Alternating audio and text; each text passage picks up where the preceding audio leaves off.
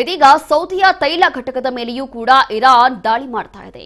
ಅಮುಕ ತೈಲ ಘಟಕದ ಮೇಲೆ ಭರ್ಜರಿಯಾಗಿ ಇಲ್ಲಿ ಡೆಡ್ಲಿ ಅಟ್ಯಾಕ್ ಅನ್ನು ಮಾಡ್ತಾ ಇರೋದು. ಇರಾನ್ ಡ್ರೋನ್ ದಾಳಿಗೆ ತೈಲ ಘಟಕಕ್ಕೆ ಹಾನಿ ಆಗ್ತಾ ಇದೆ. ತೈಲ ಘಟಕದ ಮೇಲೆ ದಾಳಿಯ ಫೋಟೋ ಸೆರೆಯಾಗಿದೆ. ಈಗ ಸ್ಯಾಟಲೈಟ್ ಫೋಟೋಗಳಲ್ಲಿ ಹಾನಿಯಾಗಿರೋದು ಕೂಡ ಪತ್ತೆಯಾಗಿದೆ.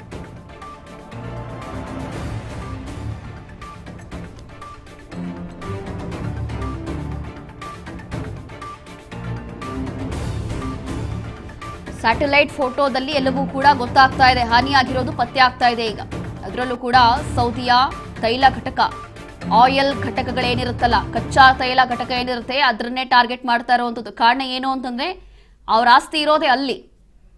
ಅವ್ರ ಆಸ್ತಿ ಬಿಲಿಯನ್ ಗಟ್ಟಲೆ ಆಸ್ತಿ ಇರೋದು ಎಲ್ಲಿಯೇ ಅಂತಂದ್ರೆ ಅವರ ಆಯಿಲ್ ಘಟಕ ಏನಿರುತ್ತಲ್ಲ, ತೈಲ ಘಟಕ, ಕಚ್ಚಾ ತೈಲ ಘಟಕ ಇರುತ್ತಲ್ಲ ಅದ್ರ ಮೇಲೆ ಇದೀಗ ಟಾರ್ಗೆಟ್ ಮಾಡಿ ಸರ್ವನಾಶ ಮಾಡ್ತಾ ಇದೆ.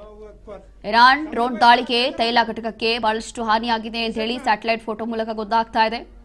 ಇದು ಹಾರ್ಮುಜ್ ಸೌದಿ, ಈ ಭಾಗದಲ್ಲಿ ಸೌದಿಯ ತೈಲ ಘಟಕಗಳೇನಿರುತ್ತಲ್ಲ ಅಲ್ಲೆಲ್ಲವೂ ಕೂಡ ಈಗ ಇರಾನ್ ದಾಳಿ ಮಾಡ್ತಾ ಇದೆ. ನಿನ್ನೆಯಿಂದ ಆರಂಭ ಆಗಿರುವಂತಹ ದಾಳಿ ಇದು.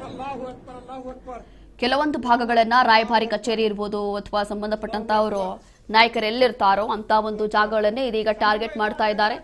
ವಿಶೇಷವಾಗಿ ಇಲ್ಲಿ ಸೌದಿಯ ಶಕ್ತಿ ಏನು ಅಂತಂದ್ರೆ ಆ ಒಂದು ಕಚ್ಚಾ ತೈಲ ಘಟಕ. ಹಾಗಾಗಿ ಅಂತ ಜಾಗಗಳನ್ನೇ ಇದೀಗ ಟಾರ್ಗೆಟ್ ಮಾಡಿ ಇರಾನ್ ಕೂಡ ಎಲ್ಲವೂ ಸರ್ವನಾಶ ಮಾಡ್ತಾ ಇದೆ.